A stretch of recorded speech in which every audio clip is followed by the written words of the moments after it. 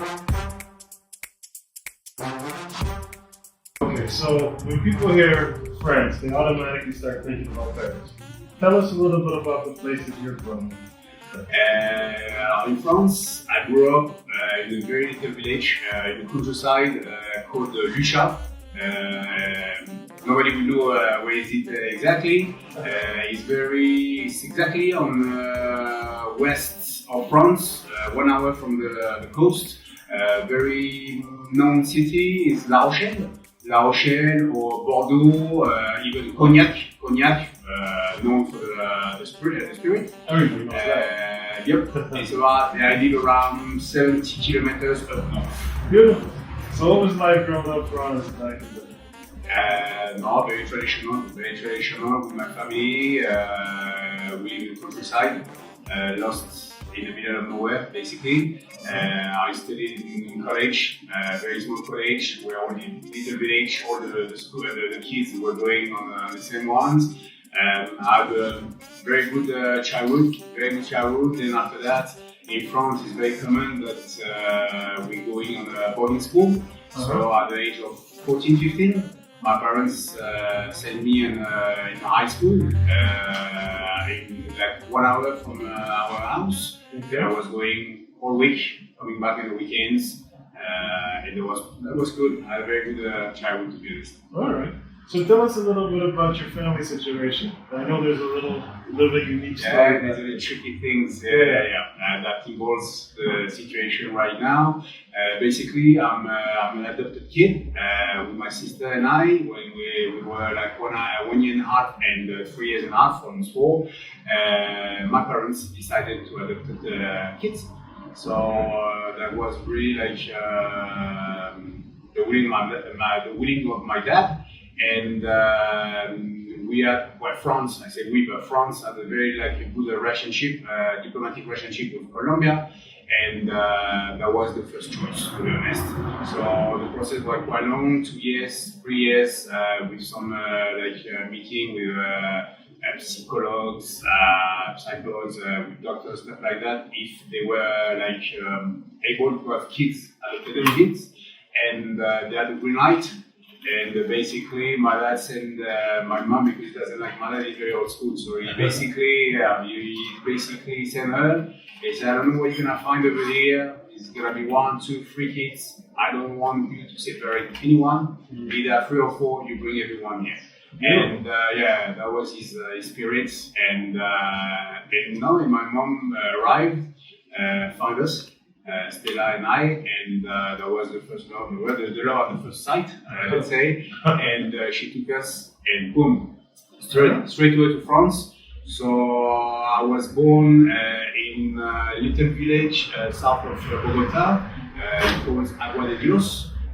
It's about 13 kilometers, if I'm right, Lebrun, close to Gerardot, Cundinamarca,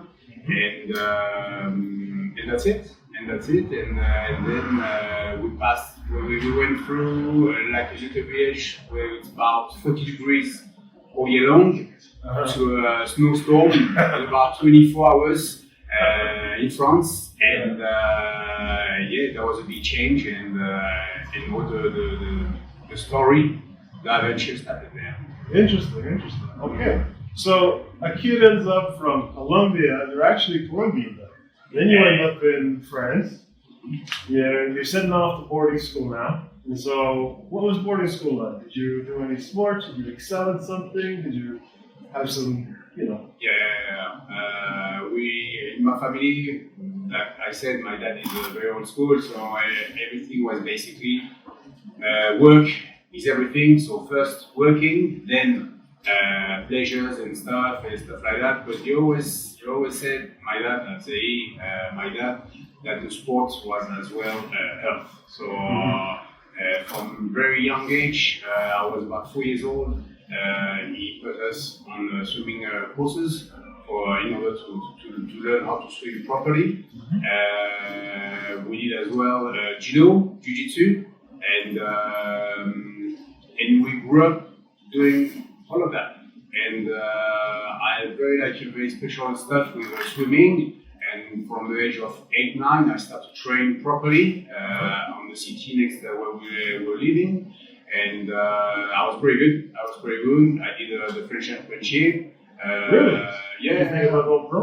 That was, and I managed to get a couple of like gold medals and stuff like that on my styles, freestyle, butterfly, those were my specialties. And judo, I went to the black belt, jiu-jitsu as well, and that's it. So you're a dangerous baker. And now to use knife as well, so yeah. Oh, wonderful, Let's say yes. We'll make sure not to get you angry in any way. I'm very sweet. I'm very sweet there. All right, so tell us, how did you make that jump from being in school, doing the black belt, swimming, to suddenly taking an interest in culinary arts? I would say that the society, when we were in high school, they were telling us all the time, well, my parents as well, that we had to do scientific or stuff like that, that those studies will open all the doors, I would say the doors in life. So that's what we did. I did scientist high school, stuff like that, and I did management, marketing, tourism. When I realized when I was 18, 19, when I started to work in a travel agency, sitting down, like checking bookings, stuff like that, that wasn't fun stuff. That wasn't for me, sitting down and doing 9 to 5, sorry, and I was like, no. So I was thinking like a couple of days. It was quite tough to tell my dad after all the study they paid, because I went to private school, stuff like that, because I like my childhood as well. When I passed 14, when you go in boarding school, you enter in a different world. The parents, they are not on the side, like looking at you all the time, and you start to get some bad path. I would say bad, but you start to experiment, drugs, different stuff like that. But I was like not drugs, but like weed and stuff like that, hashish, which is very common in France. Pretty popular out there in Europe. Very popular, yeah. And I started with this, and to be honest, now like I'm 40 now, completely like 40. I know that this completely like messed up my studies, and I'm very like I know it basically because of that. And my dad saw the results, because obviously the results.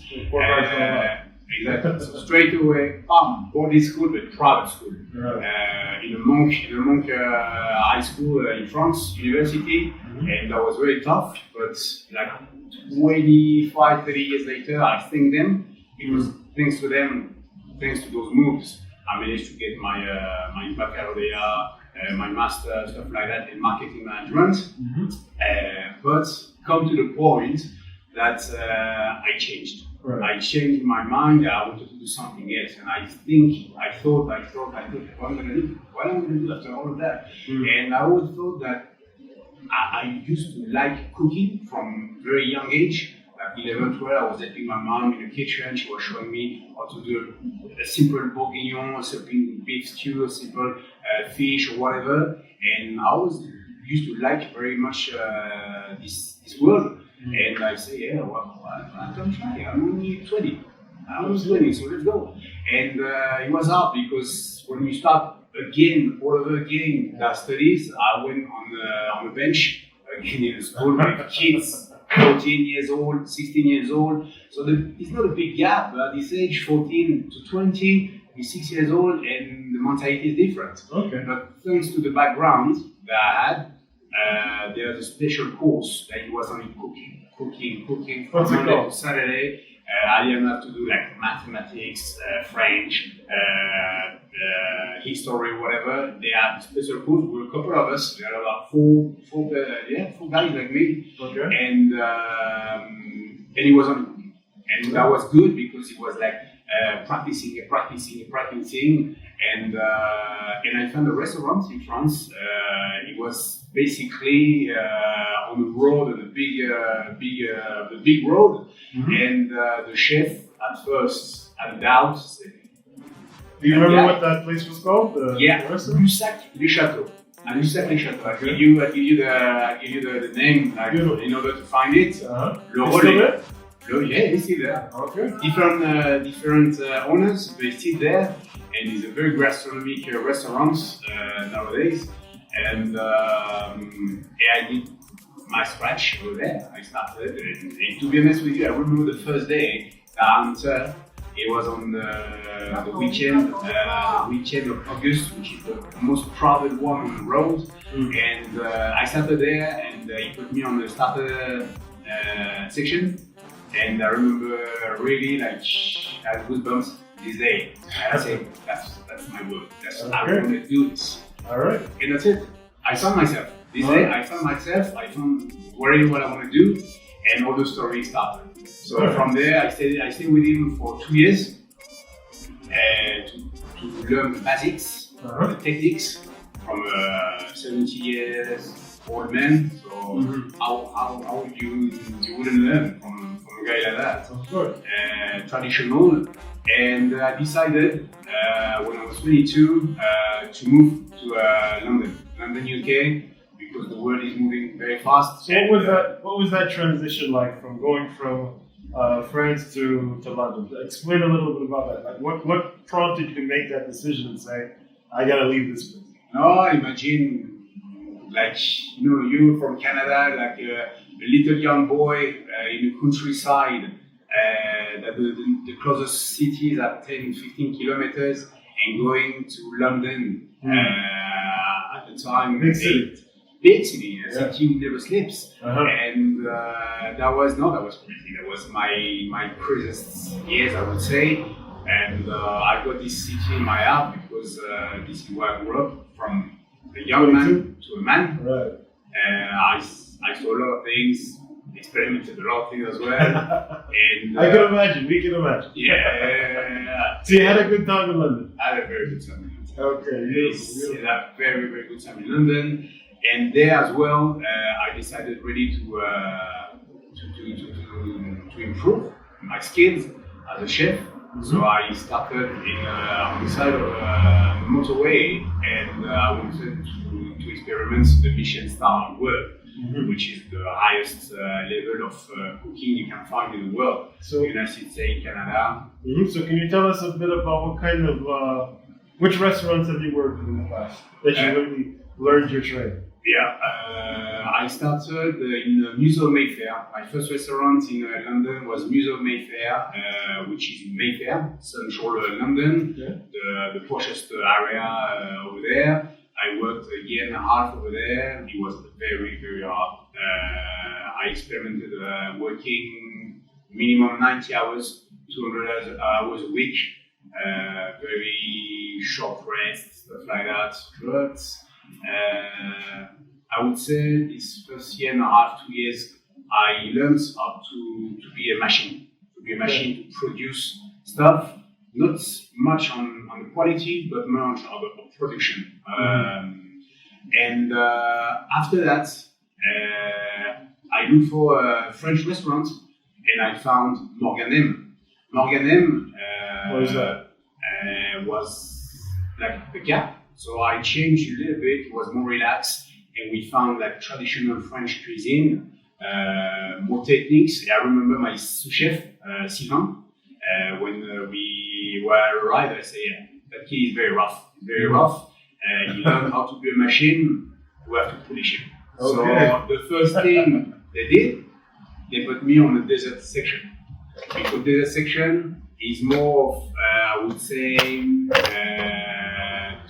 technique, sweetness, soft, stuff like that. Right. And I learned basically during 6 months on being on just desserts to be more soft and stuff like that. And then I went to other sections and I stayed with them. I really like that place. So this is the third restaurant? And then the third restaurant, I talked to my second, my sous chef, Sylvain, at that time. And I said, Sylvain, I really want to go on a Michelin-Star. Okay. Because I see Morgan tries, but it's a very special word. And when he was swimming against the river, And in this world, if you do that, they will never give you a star or 2 stars or 3 stars. So I say after 3 years, I said, no, I need to go there. I want to go there. I want to experiment. So you stuck it out there for 3 years? Yeah, I gave them 3 years of my life over there, and to be honest, well given, because it was every piece was worth it. I learned a lot. And even now, all the cuisine I do basically is more, I would say, after that. The experience is more on Manganem than the rest of it. Okay. And unfortunately, this restaurant, it doesn't exist anymore. But they were in the London market for 15 years, 15 or 20 years, something like this. Okay. And then Sylvain knew someone. It's the story of I know someone. All right. So this is where you ended up leaving them after 3 years. You ended up going to Michelin-Starred experience. Michelin-Starred experience. Exactly. So tell us a little bit about that. And and that was a different world. We went back on the crazy hours, but quality. And when you say crazy hours, what do you mean by crazy hours? 90 hours a week. 90 hours a week. 90 hours a week. We start at 6 o'clock in the morning, sharp. You have to come very shaved, stuff like that. Otherwise, you have to go home and. It was so if you showed up the way you look now, you wouldn't be able to work. No, if it was proper, like nicely done, it was alright. Okay. But not too big, not. But if you did have like a bear or whatever, you have to be like. So why do you think that they had that kind of policy in place? Everything depends because nowadays you see restaurants with guys that are tattooed, big bears, stuff like that in my hats, and you got that tattoo. Hey, slow down. But in these restaurants, they're called the Greenhouse. Okay. The Greenhouse in London. No, the chef Antonin Bonnet. The name of my chef was Antonin Bonnet. He was very strict. His wife was Japanese. Japanese way, very, very traditional, and he loved that culture. So basically, he was following that culture. So we had to be neat, and that was the main thing. So even the section, I remember always, I still say to my kids, in these days, I say, I want you guys to start clean. It doesn't matter how we finish, but you have to start clean, organized. It doesn't matter how we finish, but that's the point. Beautiful. And I worked with them, 3 years. Oh, so you gave one up 3 years of your life over there? Yeah, 3 years, 4 years. Okay. And now I end up almost second of the kitchen. Wow. And then my life started to change because I wanted another experience as well. And one of the chefs went to Singapore. Went to open a restaurant. He called me, texted me, and said, Hantz, I really want you to be my second this restaurant. We're going to open a restaurant over there. Please accept. So you ended up in Singapore? I didn't go. It was just the offer. Okay. It was just the offer, and I say yes because Julien, and now Julien has a 3 Michelin-Starred restaurant in Singapore. The name is Odette. Crazy. I mean, 3 Michelin-Star is the Graal. It's something that's. So this is like the ultimate chef wants to read. Yes. And so you turned down this opportunity in Singapore. What one story, a little story that will change all my life. What happened there? Tell us a little bit about it. I was in the greenhouse and I said to my chef, c'est Antonin, chef, I've been working like a donkey for the last 2-3 years. I've got a lot of hours extra. I'm not going to ask anything. All I need is a bit of time. I want to go to Colombia for a month. This is where I come from. You know my story. I told you once. The Agua of the Gods. Yeah. They told me, go on. You deserve it. So you go and you come back and you let us know. And I went there and everything changed. What happened? Yeah. What happened to you over there in the Agua of the Gods? So I met a girl, Carolina, in a festival in London, and unfortunately, Carolina, after 2 weeks, she had to go back. She was already planned. Everything was planned. She was going back home, and I said, all right. So at that time, there was no WhatsApp, there was no Snapchat or Instagram or whatever, and there was only Messenger. Okay. I wrote her back. I said, hello, Karina, it sounds, you remember me from London, and she said, yes, of course. Like I said, look, my tickets. I'm going, I remember the dates. Okay. I'm going from the What date was that? 16th of April 2010 to the 16th May 2010. I'm coming for 1 month and I would like you to be my guide. Okay. Okay. And let's go. And took the flight. First time I was doing a long carry flight and I arrived in Bogota. El Dorado, and straight away. But since this message, I mean, like 3-4 months went through, and every single day we started to every single day. What year was this? What year was it? What? What year was that? 2010. Okay. 2010. That was the year, yeah. And we started to talk all the time. I started to learn a little bit Spanish thanks to her. Okay. And we landed in Bogota, and I remember we met outside. There was a very old police car outside. 2010, things have changed a lot. Yeah, that was crazy. Yeah. And it straight away, I don't know, the contact operated, and we started the trip. We went 3 days where I was born, tried to find out where I was coming from. Right. Because my dad always told me, if you don't know where you come from, you don't know where you go, and I'm quite agree with that. And we went to Rinardot, Agua de Dios. We tried to find, we didn't find anything, and after 3 days, I told him, I said, you know what, I don't want to dig deeper and deeper to find something I don't want to find. I'm happy the way I am. My parents are in France. I'm here. I want to enjoy this holiday with you. So you know what? Let's have a drink. Let's get brunch. And we carry on. So where'd you end up from there? Oh, we went being over the next day. At the time we took the bus. Went back to Bogota. I met my mother-in-law, my brother-in-law, all the family. Went to Manizales, and then we started to travel. Went to Cali. Went to Medellin, we went to different places, Salento, and I fell in love with everything, with the culture. They say the blood called the blood, and I'm quite agree with that. And these holidays went like this. So is this, and then you went back to work, or you decided that? Yeah, of course, yeah. I went back to work, and I thought a lot, and I took a big decision that would change my life. So tell us a little bit about this, because this is when you had the opportunity to be in the Michelin restaurant in Singapore. Yeah. And this trip, that 1 month, it changed your life, and now you're not. And now you're thinking, okay, I'm not doing that anymore. You know, and I think I got hit deeply inside. So you fell in love. Say again? You fell in love. Yeah, I fell in love. With the country, with the culture here, and one day I took the decision. I told my mom first. I said, "Mom, you're not gonna be happy. I'm sure you're gonna be sad actually. I want to go and give a shot to Colombia for wine." And she looked at me, astonished. She stayed quiet at first, and she said, "You're kidding me.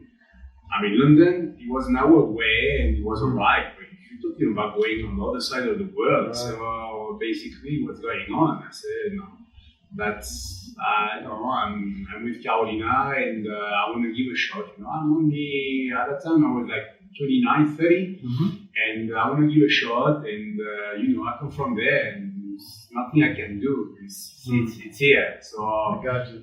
Yeah. At first it was hard, she accepted both, even my dad. Old school, he doesn't say much, but and he told me, he said, "All right, what can I say? It's your life, it's your destiny, and you are the chief of your boat, so go on. All right. We'll have your back, so you go. All right. And I said to Carolina, she jumped all over the place, and then after I talked to my chef, I said, "Chef, sorry, I resign. I'll give you the months. I'm not gonna let you down to find someone to replace me. Right. So in 1 month, I'm going to Colombia. They look at me and say, son, it's your choice. So you go and that's it. And then I call my friend Julien. I say, Julien, I'm sorry. I give you my word that I was going. I say, yes, I was going, but there is a big change, and I'll explain to you. I explained to him, and it's not. So it's like a slap that wakes you up, change your mind, change your life, and I'm not gonna do well. Don't worry, I'll find someone else. Shame, I would have you to be with me, but don't worry, carry on and don't worry about it. And then everything started. Got my ticket back, and I went to Colombia. I remember I went back in September 2010. Okay. Everything came very good. That was great. That's a quick trip. Months. Exactly. Yeah. So now you're back in Colombia after basically swearing off everything. Did you have a plan, or where'd you start off when you first arrived back here? It was tough because I had to find a job. I had to find a job. I had good reserves, stuff like that, and back to find a job. So I was looking for a job, and fortunately, from the same story that I knew someone who knew someone who knew someone, I ended up as a executive chef in Termanes El Otoño, which is a place very known here in Manizales for the terms. Okay. The hot water from the volcano, and I was there. It's a beautiful place. It's a beautiful place. Yeah. It's a very beautiful place, lost in the mountains over there, like 20 minutes from Manizales. But one thing happened here, and it happens for a lot of foreigners. Basically, I call that the cultural shock. It comes at some point. Yeah. And it happens to many of us. I talk to some English guys, or even Dutch, or French guys as well. And we are all at one point. I have this this shock of the culture, because at first everything is beautiful, everything is exotic. I would say everything is beautiful. But when you deep inside and you work and you start to have a contact straight away with the population over here, everything starts a bit different. Tell us about it. You see, and I would never say something very wrong and bad about this, because I live here, my wife is Colombian, my kids are Colombian, my friend, my clients. But the Colombian people, I kind of feel like they're not on time to drive. It's like driving in the jungle. Even now, after 13 years, it's still hard. And I found it very hard. Very hard. And after almost 10 months working over there, I even lost my passion cooking.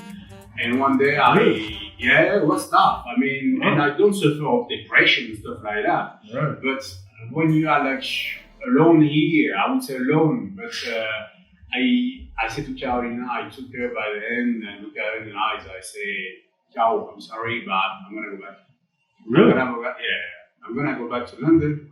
I lost my passion. I'm fed up. I can't anymore. I can't handle it anymore. I can't handle this culture anymore. I got my tickets. I didn't tell her. She fell down from the big mountain, I would say. I can imagine. Yeah, and but she understood. She understood, and I told her, and I promised her I would come back. All right. I would come back, but I needed the time to go back to the roots, to go back and find my passion again. And the only way I would be happy is to open my business. Okay. Open my business. That's it. Beautiful. And I always had this idea in my mind that I would one day open my restaurants, and that was the case. So I went back there. But before we get to the restaurant part, you said you went back. So how long did you go back to London for? Almost a year. Almost a year. You left Carolina alone for a year. Yeah. But we never stopped talking. Talking. Every single day, as soon as we could, I was coming back from work. I was opening the laptop and straight away, talk messenger, video, and we're like together all the time. And I said to her, look, I'm going to work 1 year as a private chef, like for companies, and it's good because with the background I had, I just went in a company in UK, and there was one of the best. Mm-hmm. And I don't remember the name. Moving Venue. Moving venue. Okay. Moving Venue. All right. And I remember the sous chef, the second in command over there was Polish. Okay. And he saw me, he said, Hantz, I need to do this, perfect. As I was a freelance, and usually they send you from place to place. Right. And he saw that it was good, I'm not to give me like a laurel, like a crown or something like this. No, but he said, all right, the key is good. So he said, all right, can you come tomorrow? So yeah, of course. Yeah, can you come next month? Yeah. Right. And basically for a year I worked with them. And I found very like a difference between working in Michelin-Starred Restaurant where you work like a donkey all the time, the wage is not that good, the hours are crazy, stuff like that, but you get experience, you get skills. And working as a freelance in a place like that, paid not by the company but by a private company, and I was getting free time, so I was working in a Michelin-Starred Restaurant. And I said I was buying stuff because the project was the restaurant. I was buying stuff, and I was packing that, sending that to Colombia. So you already had this plan from the beginning. When you went back, you were actually going to get back to your roots, or to just get some money so that you could open a restaurant. Exactly. Which one was it? Was it a little bit of both, or all together? Okay. It was all together. And the first day, the day that Carolina received the first boxes, she said, yeah, he's coming back. He's coming back. She had it out, but he's coming back. And we decided to get married. Okay. And after that, I came back. It was 2012. Okay. Yeah, almost a year after. And the story l'atelier, the restaurant l'atelier started the 25th of March 2014. 2014. Okay. Yeah. So this place has been in operation. Now we're getting to the good part. Now we're here at the L'Atelier. Yeah. And this restaurant's been here since 2014. Same spot, not moved, nothing changed? We did move because we are in the same area, Milan, in Manizales. But it was like another place, much bigger. To be honest with you, right now, when I see all the parts we did, we went for something too big. I would say. With something too big, and but I have no regrets because I learned so much. During 6-7 years on the other place, it was very big, it was like very posh. It was basically what I learned from this Michelin-Starred experience, and I learned a lot of things, how to deal with the workers, with the chefs, the people who are working with me. The people showing up late? Yeah, people showing up late. Oh, I've seen many things, and even now, I'm. What's the craziest thing you ever saw?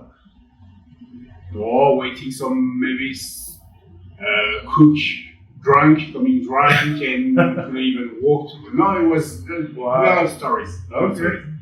And we started that story, and that was hard, but we were the first French restaurant in Manizales. Okay. And 10 years after, we're still here. I think no many restaurants can say that can last that long. Congratulations. Thank you. And we just had the anniversary like a couple of weeks ago, the 10 years. And the pandemic started, and after that, we had to move, we had to change. My first kid, Sergio, was born on 2014 when we started the atelier, the restaurant. And this what made me change a lot of things. Tell us about some of the things that this the first child has changed. That was the big change because I was over there working a lot, and this word is like the traditional chef, big belly. Exactly. You don't fit. By the way, you do not fit the normal idea of what a chef is. You look like you're in the gym a little bit too much to be a chef. No. Now when you see me, I do fit and stuff like that because I do a lot of sport, and it's exactly my son that made me change all of that because as I had like, a lot of parties on the other side, another place. Right. Once I came in the morning, 6 o'clock in the morning, drunk, and couldn't open even the door. So the person who opened the door was actually my kid. He was 2 or 3 years old, and at this point, a little conscious part of me saw that and said, "That's not right. Yeah, that's not right." So we basically, we decided to. I decided to change completely. Stop drinking, stop smoking, everything. Stop all this, the thing that damage basically your brain and your body. right. And I heard in Colombia there was like a 70.3 Ironman, and I said, okay, let's sign in for that. I had the swimming background I told you earlier on, and I said, let's go, let's try. What is this 70.3 upper? What is that? It's a triathlon, so Okay. swim, bike, run, long distance. It's not the biggest one. The biggest one is the full Ironman. Wow. So it's to complete 140.6 miles. The part is swimming, the big part is biking, and the last part is the marathon, 42.2 kilometers. That's the full one. In Colombia, it's the hard distance, which Okay. is still very tough. I can imagine.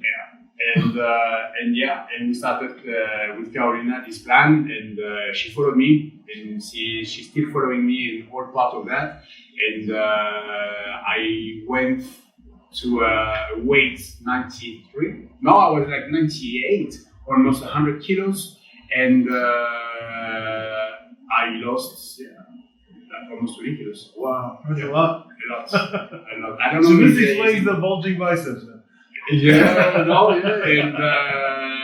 And we started this beautiful journey, and we're still on it. We're not giving up because it's what makes us travel everywhere, Florida, Miami, even in Colombia, Cartagena, everywhere. I want to do that in France one day, do a race over there as well. Okay, great. So tell us a little bit about what makes Manizales so special. Manizales so special. But I didn't have the choice, to be honest with you. It's because when I met Carolina, she was coming from here, basically. So you never had a different idea about where to go? You were always thinking that. It was here. It was the place to be at the time. And at one point, I was like, she will go for Medellin. Because I really love that city. Medellin is beautiful, stuff like that. But after thinking properly, I've got a little daughter as well as now. This is a beautiful place. We are lost in the mountains. There's absolutely everything. We close from El Valle, Cali, from the coast, the Pacific coast. Bogota is not that far. There's beautiful mountains over here. The climate is nice. I mean, you go everywhere in Colombia and it's almost like 35 degrees, 40 degrees all year long, and it's nice. I mean, you go for Cartagena, it's beautiful, stuff like that. But when you come back in Manizales, the fresh air, the atmosphere, I feel as well that the population in Manizales, not to say that they are a bit more educated, I would say, than other parts. And there is very nice people over here, clients, friends, stuff like that. Manizales, to be honest, is beautiful. And to open a restaurant in this city, I think has been the best part. The best part because the population accepted it like very well. It was something new. There was typical French guy, bakery, restaurant. All very traditional. When I arrive and they hear the accent, they're like, wow, they want to speak, it's like even you with the English and stuff like that, they look like, oh wow. And then sometimes you go in somewhere else in Manizales and they hear the accent, they look at you and they're like, oh, you're like an ovni, like you're an extraterrestrial. They're like, oh wow, I'm just French, And I'm an alien, just French. Yeah, I'm just French. So yeah. And no, that was perfect. That was the perfect place to find. Okay. So now let's talk a little bit about the restaurant. What makes your restaurant stand out? Tell me a little bit about your cuisine. And I know here it's a little tricky because you do have your pastries on a regular basis. But I know you change your menu quite frequently, right? Exactly. So tell us a little bit about what inspired that and how the habits work. I know we started like all the restaurants with a big cart menu, extended menu, 15 starters, 20 main course, a couple of desserts, big wine list, stuff like that. And after the pandemic, I changed. I really changed, and we wanted to offer something like more like traditional, not much like traditional, but more like simple, but not in a bad way. Like simple. Let's take the spoon and blah blah. No. Still, if you come to my restaurant, it's something more affordable, I would say, compared to other restaurants. The quality of food is fresh. I have no like frozen stores, frozen stuff. Everything is fresh from the scratch. We receive the veg, we prep the veg. It lasts about 24 hours to 48 hours. It's served on a plate and it's like traditional. I mean, you won't find like a more French traditional restaurant that I would say that mine, and even for the pastries. A croissant is a croissant. Even when someone told me like I want a chocolate croissant, I said it doesn't exist. It's a pain au chocolat. A little bit of education, yeah. You have to teach as well the right words and stuff like that. But yeah, I invite everybody who wants who comes to Manizales to have a pit stop in Atelier in Milan and to taste what we do, because it's actually like very traditional when you come from outside and you will say, yeah, Hantz does French cuisine, French pastries. I wouldn't say, but I think I do one of the best croissants in Manizales or even in the region. So yeah, whatever you want, you pass by Manizales, come and say hi. Perfect. Okay, as you can see, Hantz is very modest, and I can vouch for it. Your food's very good here. It's one of my favorite places in Manizales. Definitely in Colombia, so there it is. Anyway, so that's it, guys. There you have it. This is Latte. Thank you very much, Hantz, for taking the time out to talk to us today. And we'll see you again. Thank you very much. All right. Okay. Take care.